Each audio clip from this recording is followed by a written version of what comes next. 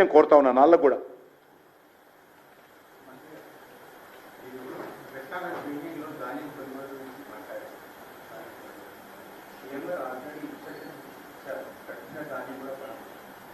నేనేమంటున్నా మరి ధాన్య ఆదేశాలు ఇస్తే కాదు, గతంలో కూడా ఆదేశాలు ఇచ్చింది ఆయన.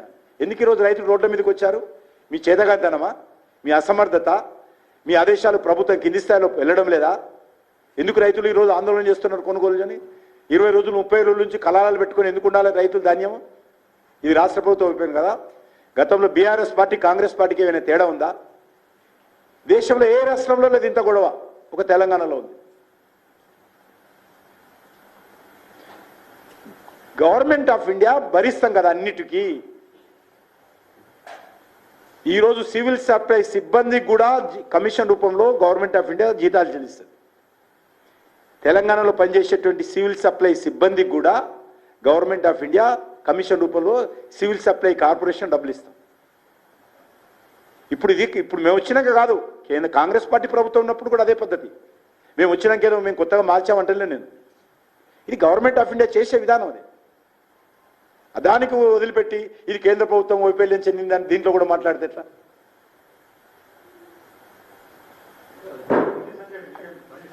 ये पुराना है ना?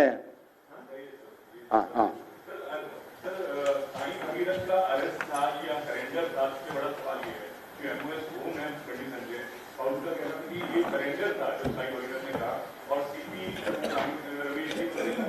आप इन्वेस्टिगेशन करो ना, आप इन्वेस्टिगेशन, आपको भी अधिकार है as a reporter. You should also do investigation and tell people the fact.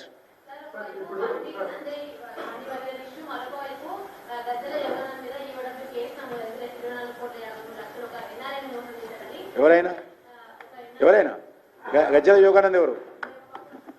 ఒకప్పుడు ఉండే, ఇప్పుడు లేడు కదమ్మా. తప్పు ఎవరు చేస్తే తప్పే కదమ్మా. గజ్జల యోగానంద్ తప్పు చేస్తే తప్పే కాదు, నేను సపోర్ట్ చేస్తలేను కదా. అదే కదమ్మా. గజ్జల యోగానంద్ బీజేపీలో లేడు ఇప్పుడు.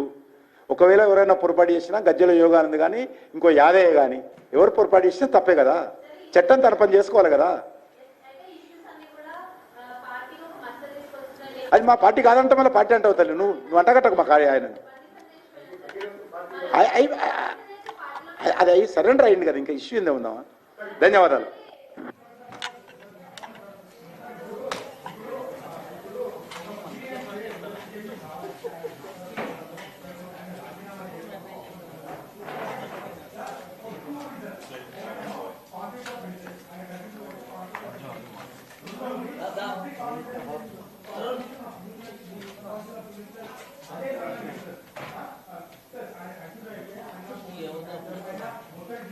ఒకటి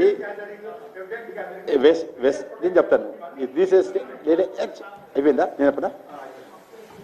state government police, government of India police కానీ వ్యవస్థ కానీ వేరే ఉంటుంది. నేను చెప్పిన వెస్ట్ బెంగాల్లో మా అమిత్ షా గారు విమానం దిగుతా అంటే రాష్ట్ర పోలీసులు అనుమతి ఇవ్వలేదు. For information,